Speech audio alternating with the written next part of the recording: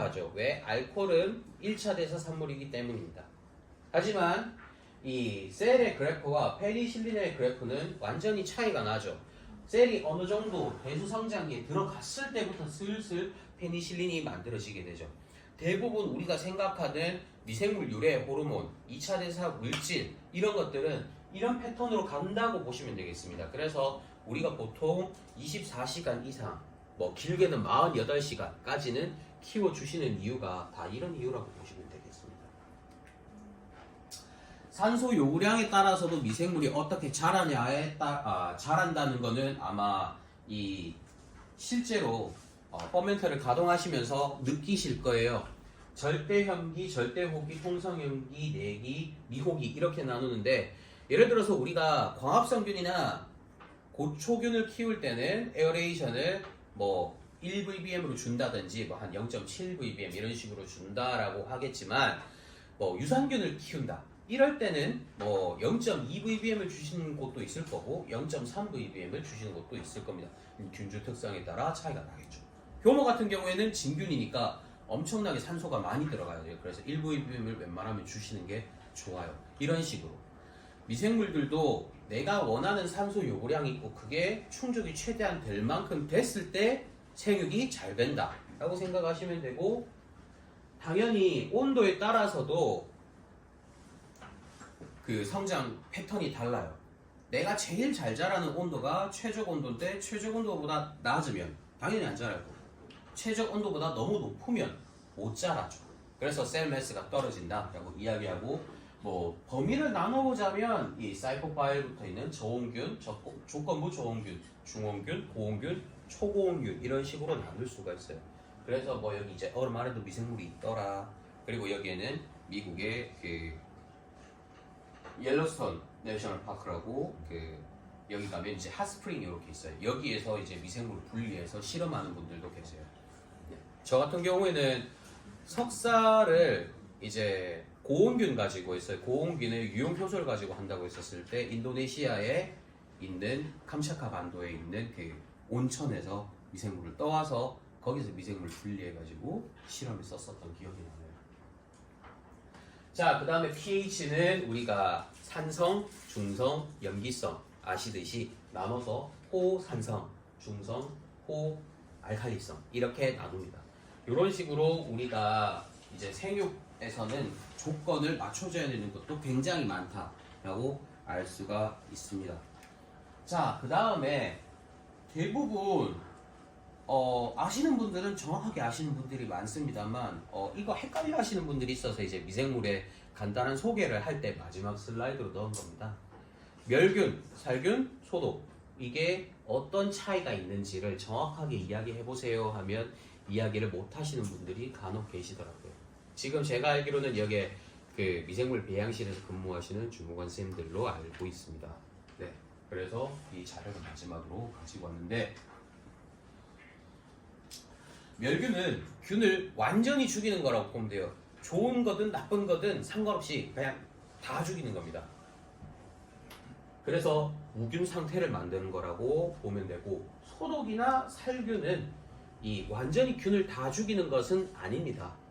근데 소독 같은 경우에는 병원성 미생물의 전파력이나 감염력을 없애는 것이고, 그래서 더 이상 이 미생물이 감염을 못 일으키게 하는 것, 운동성을 없애거나 이제 그 미생물이 가지고 미생물에서도 병원성을 유발하는 막에서 이 병원성을 유발하는 특정 그 사이트가 있거든요. 그거를 날려버리든지. 근데 그렇다고 이렇게 미생물 자체가 죽는 건 아닙니다. 이런 걸 보고 우리가 소독이라고 하죠. 그리고 살균은 이 우리가 필요 없는 미생물을 선택적으로 제거하는 걸 살균이라고 보면 돼요. 그래서 영어로 보면 멸균을 sterilization, 그 다음에 소독을 감염력을 없애는 거니까 disinfection, 그리고 살균은 pasteurization이라고 이야기하는데 어디서 많이 들어봤죠? 네, 그 제가 피사 우유에 그분이 그 이름이 들어간 겁니다. 네, 왜 이게 들어갔을까? 이것도 역사 이야기인데, 중세시대 때 과학자로서 파스테르가 살고 있었어요. 근데 중세시대 때 뭐가 유명했다 했죠? 상인들이 힘이 좋았다 그랬죠. 자, 그래서 상인들이 파스테르한테 갑니다. 내가 포도주를 만들려고 하는데 포도주가 안 만들어지고 자꾸 식초만 만들어지네. 이거 잡아줘. 내가 너한테 돈 줄게. 이거 잡을 수 있는 연구부터 해가지고 이거 잡아줘. 그러면서 파스텔가 쉽게 이야기하면 그 당시에 연구비를 받고 실험을 한 거죠. 그래서 이 스완넥이라는 거를 만들어서 그 안에 포도주를 넣고 끓여서 멸균을 하고 이 그 알코올 퍼멘테이션 하니까 발효가 되더라. 알코올 발효가 되더라. 산이 안 만들어지더라. 그래서 이때 처음 나온 개념이 저온 살균, 그러니까 특정 미생물을 죽이는 방식이라고 생각을 할게요. 요즘에는 그거 우유에다가 많이 쓰죠. 네. 그래서 그 파스텔의 이름을 따서 살균을 파스테리제이션이라고 이야기를 합니다. 지금 강의 시작한 지 한 30분이 지났습니다.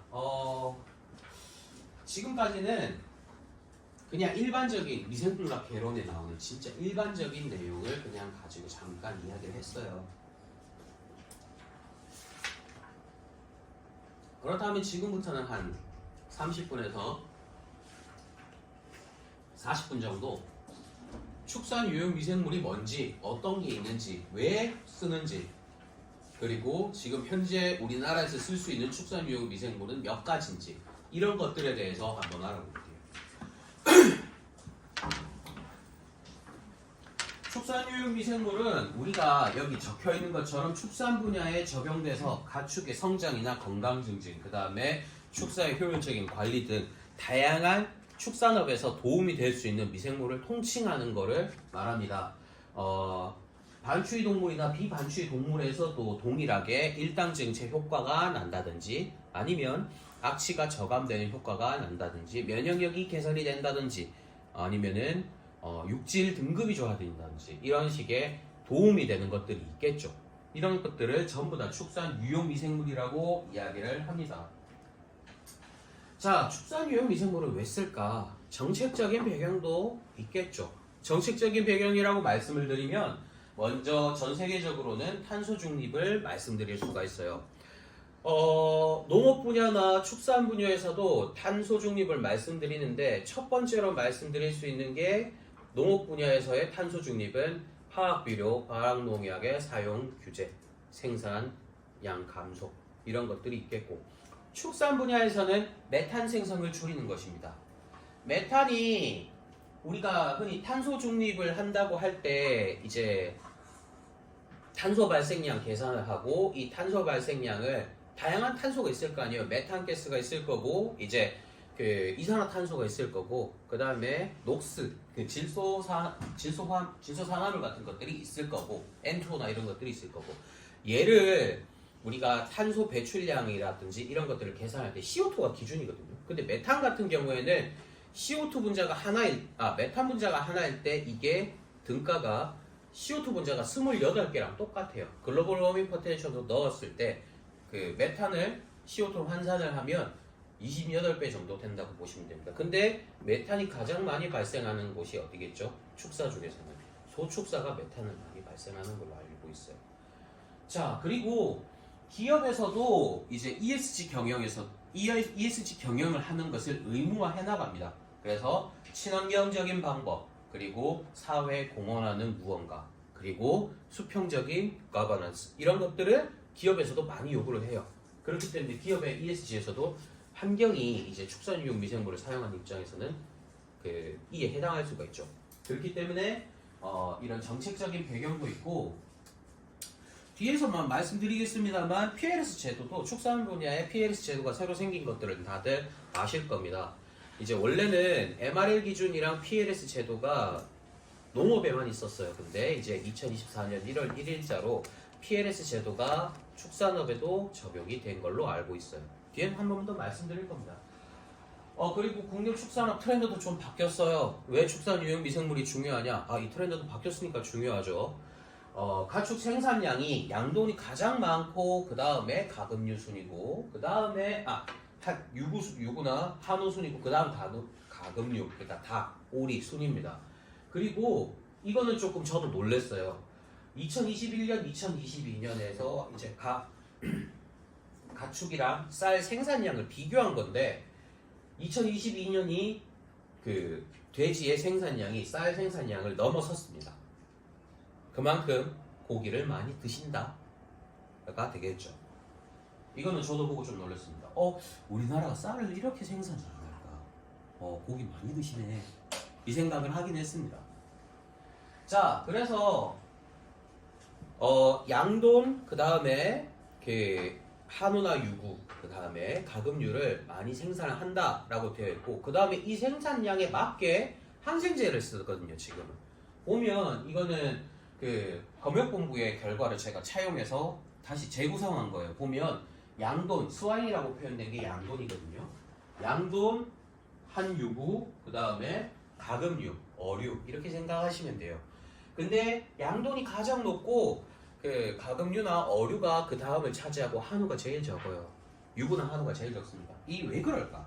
한번 생각을 해봤거든요. 일단 한우는 한 축사방에 들어갈 수 있는 소의 마리수가 상대적으로 적은 편이죠. 근데 죄송합니다. 근데 돼지나 가금류나 그 다음에 어류는 한 양식장이나 울타리나 축사 안에 많이 넣죠. 밀식사육이라고 하잖아요, 이걸. 근데 밀식사육을 하면 가축이 스트레스를 받는 건 당연하거든요. 그렇기 때문에 이제 질병에 걸릴 확률이 올라가는 것이고, 그렇기 때문에 항생제를 쓰지 않을까. 그리고 두 번째, 가축의 가축의 이 사양 방식입니다. 사양 방식이라고 말씀드린 게 축사 관리가 얼마나 깔끔하게 되냐, 아니면 물을 얼마나 자주 갈아주냐, 이런 것들이고, 돼지 축사를 가보신 분들은 아실 겁니다. 이제 몸 여기 덕지덕지 응아 묻어있고 그렇잖아요. 그래서 이제 가축의 사양 환경이 또 질병을 유발하는 하나의 포인트가 되지 않을까. 그래서 항생제를 쓰는 것이 아닐까라고 생각을 합니다. 그래서 이 테이블도 여기에 검역본부의 자료를 차용해서 가지고 왔는데, 우리가 흔히 생각하는 암피실린, 플로암페니콜, 스트랩토마이신, 테트라사이클린 이런 것들이 이제 쭉 봤었을 때도 양돈에서 가장 많이 쓰이더라.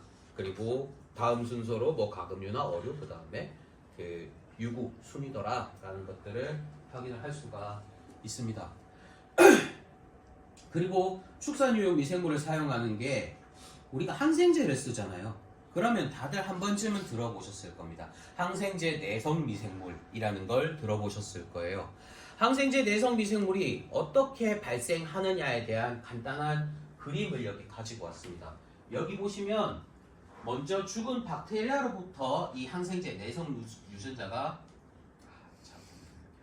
죽은 박테리아로부터 항생제 내성 유전자가 넘어오든지, 아니면은 이 미생물이 서로 손을 잡는 것처럼 빨대를 꽂아요. 이걸 보고 필라이라고 하거든요. 그러면은 내가 항생제가 없는 미생물인데 내 옆에 누군가가 항생제가 있는 미생물이야. 그러면은 얘한테 빨대를 쿡 꽂아요. 그리고 이런 플라스미드라는 항생제 내성 유전자가 담겨있는 원형의 DNA를 넘겨줍니다. 그러면은 없던 녀석도 항생제 내성이 생기는 거예요. 이런 식으로 형질 전환에 의해서 생기는 거고, 요거는 네이처 커뮤니케이션이라는 논문에 있는 자료를 가지고 온 거예요. 작년 논문이에요. 그냥 간단하게 말씀드리면 코요테라든지 토양이라든지 물이라든지 다른 동물들이라든지 얘네들이 가지고 있는 항생제 내성 유전자들을 소스별로 나눈 거예요. 뭐를 샘플로 해서? 소를 샘플로 해서. 소의 대변에서 항생제 내성 유전자가 얼마나 있는지를 분석을 해보고, 이 내성 유전자의 오리진이 어딘지를 분석을 해보니까 토양도 있고 물도 있고 코요테도 있고 다른 동물들도 있더라. 자연계에서 항생제 내성 유전자를 너무너무 쉽게 구할 수 있더라 라는 게 이 논문의 핵심입니다. 그래서 지금 항생제를 많이 쓰면 많이 쓸수록 저항 내성 유전자는 빨리 생겨요. 왜? 미생물들은 번식 속도가, 분열 속도가 빠르거든요. 그래서 항생제 사용량을 줄여야 되죠. 항생제 사용량을 줄이고 친환경 유용 미생물, 축산 유용 미생물의 양을 늘리는 이유가, 이젠 제품에서도 항생제 잔류물질 분석을 합니다. 그래서 항생제 잔류물질이 나왔다 그러면 이제 이 제품을 판매할 수 없어요 라고 이야기도 하거든요. 그 다음에 고기에 고름이 생기기도 합니다. 제가 실제로 박사학위 실험을 한다고 저는 양돈 농가에 갔어요. 양돈 농가에 가서 이런저런 실험을 한다고 했는데 아저씨가 어떤 약병, 그 링겔병 같은 약병 들고 호스 이렇게 들고 다니세요. 다니면서 쿡 찌릅니다. 애들 목 뒤로 쿡 찔러요. 그럼 찌르면 그때 항생제가 찍 뿌려지거든요. 그러면서 항생제 계속 접종하시더라고요. 근데 항생제도 주사 바늘도 왜 우리 병원 가면 주사 바늘 이렇게 해서 주사 맞잖아요. 맞고 나서 닦아줘야 되잖아. 안 닦아줘요. 그러면 감염이 생겨요. 어떻게 이렇게 고기 자르면 이렇게 고름이 나오기도 합니다. 실제로 전 이걸 봤어요. 그래서 이제 제가 고기를 사서 목살을 샀거든요. 보통 사람으로 따지면 목 뒷덜미 있는 부위를 이렇게 잡고 꾹 찌릅니다. 그렇기 때문에 그 부위에 해당하는 그 사이트에 해당하는 부위의 고기가 이런 경우가 종종 많아요. 그리고 아까 전에 말씀드렸던 이 PLS 제도가 축산 분야까지 확대가 되었기 때문에 우리가 축산 유해 미생물들을 좀 더 사용해야 되는 이유가 되지 않을까라고 말씀을 드릴 수가 있습니다. 아마 이 PLS 제도에 대해서는 저보다는 현직에 계신 선생님들께서 훨씬 더 잘 아시기 때문에 이 부분에 대해서는 생략을 하도록 하겠습니다. 자, 그래서 축산 유해 미생물이 결국 뭐다? 항생제 오남용 문제를 극복하기 위한 수단으로 사용된다라고 말씀을 드릴 수가 있어요. 그리고 이 축산 유형 미생물들도 이 얼터내티브 안티바이오틱 그러니까 이제 그 항생제 대체 물질로서 프로바이오틱스에 해당하는 거다라고 생각을 하실 수가 있습니다. 여기 보면은 뭐 이제 프리바이오틱스, 오가닉 액시드, 파이토제닉, 엔자임, 안티마이크로비얼 펩타이드 뭐 이런 식으로 여러 가지가 있습니다. 있는데 이제 간단하게 하나씩 설명하면 프로바이오틱스는 미생물, 프리바이오틱스는 먹이, 미생물의 먹이입니다. 그리고 심바이오틱스는 이거 두 개가 섞여 있는 거라고 생각하시면 돼요. 그 다음에 오가닉 액시드, 유기산, 파이토제닉, 식물 물질 추출물이라든지 효소 이런 것들은 생리활성 물질이다 라고 생각을 하시면 되고 마지막으로 안티마이크로비얼 펩타이드 같은 경우에는 미생물이 생산을 하거나 혹은 식물이 생산하거나 그 짧은 단위의 아미노산들을 펩타이드라고 우리가 이야기를 하는데 이게 항균 효과가 있는 것들을 이야기를 합니다. 항생제 대체 물질이죠. 얘가 진짜 항생제 대체 물질이고 나머지들이 이제 안티마이크로비얼 이펙트가 있기 때문에 항생제 대체 물질이라고 부르는 거다라고 생각을 하시면 되겠습니다.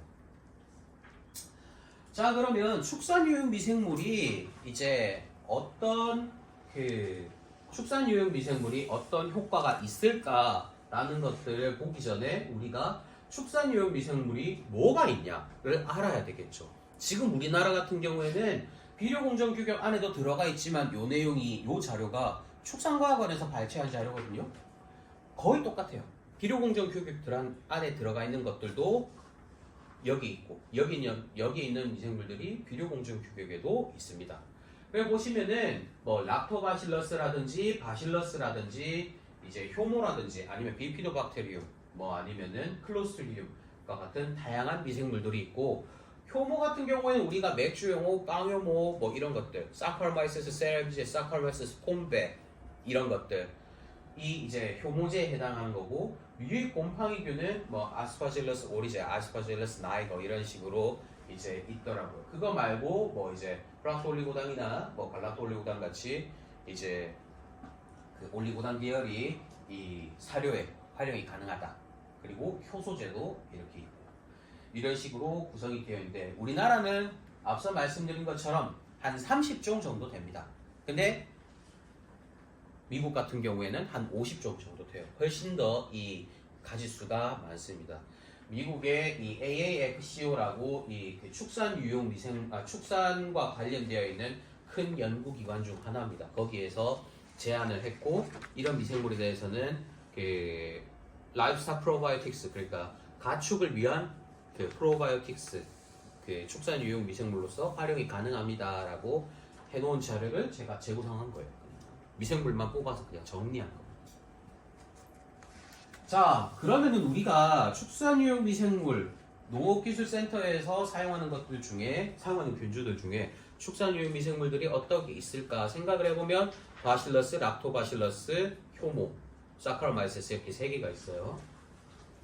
자, 먼저 바실러스 같은 경우에는 그람 양성균이고 우리가 포자 형성하는 걸로 잘 알고 있죠. 그 다음에 바실러스의 특정종, 그러니까 우리가 생각하는 바실러스 서브틸리스 이런 것들은 우리가 그라스 스트레인이라고 알려져 있어요. 그라스라는 게 뭐냐면 generally recognized as safe라고 해서 이제 일반적으로 안전하다고 알려진 미생물들을 그라스 미생물이라고 이야기를 합니다. 이런 것들은 그냥 먹어도 됩니다. 사람도요.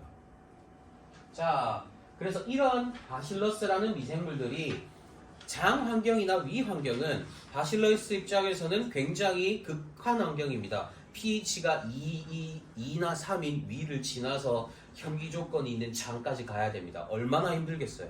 그래서 처음엔 표자를 형성해서 위에 들어가게 되면 장에 들어가서 이제 이 녀석들이 다시 저미네이션, 재생장을 합니다.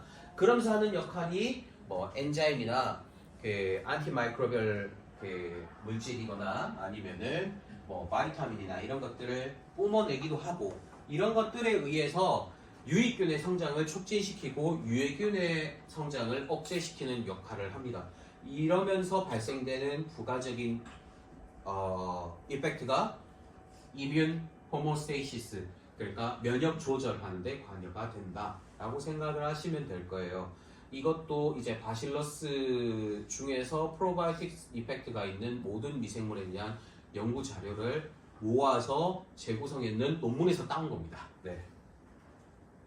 이런 미생물들이 있더라라고 알려져 있어요. 바실러스 서브틸리스, 리체니포미스, 아밀리키파시안스, 바실러스 코아뷸란스 이런 것들이 이 바실러스 안에서 프로바이오틱스로 사용될 수 있다라고 알려져 있는 거고, 두 번째 락토바실러스입니다. 락토바실러스 우리가 많이 알죠? 네. 여러분들이 그 아침에 그 유산균 먹어야지 하면서 제품 뜯어서 드시잖아요. 거기에 가장 많이 들어있는 게 락토바실러스입니다. 네.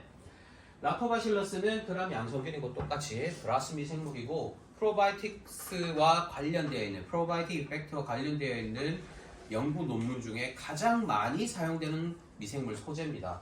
장내 환경을 복구하고 항생물질 생산하고 균총 조절한다 라고 알려져 있고, 이 그림이 락토바실러스가 장 안에서 어떤 역할을 하는지 모식도로 나타낸 거예요. 먼저 락토바실러스라는 녀석이 할 수 있는 가장 첫 번째 일이 장세포 간격 조절, 장세포의 그 견고함을 유지시켜주는 역할을 해요. 보통 장에 염증이 생겼다 그러면은 장세포가 서로가 이렇게 꽉 물고 있어야 됩니다. 근데 장세포에 염증이 생겼다 그러면 얘가 느슨해지거든요. 이렇게 느슨해져요. 근데 느슨해지면 어떤 현상이 생기냐면 산소가 장 안으로 들어옵니다.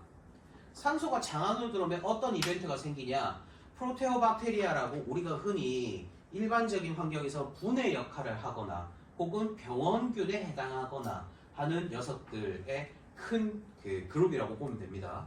이 프로테오박테리아가 장 안에서 확 성장을 하죠.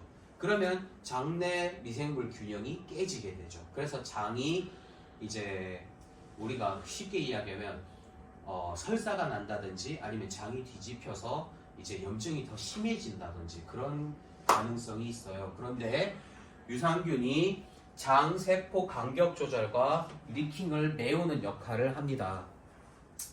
그리고 유용물질 생산을 통해서 이 장내 미생물 군집을 조절을 하죠.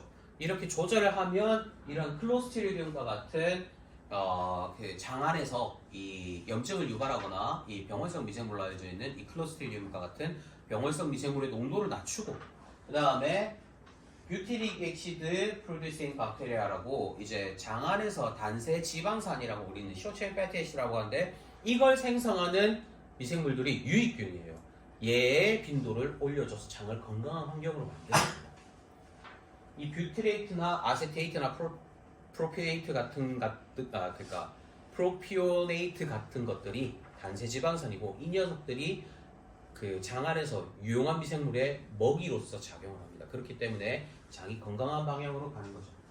사람만 그런 게 아니라 동물도 똑같은 거예요. 다음은 효모입니다.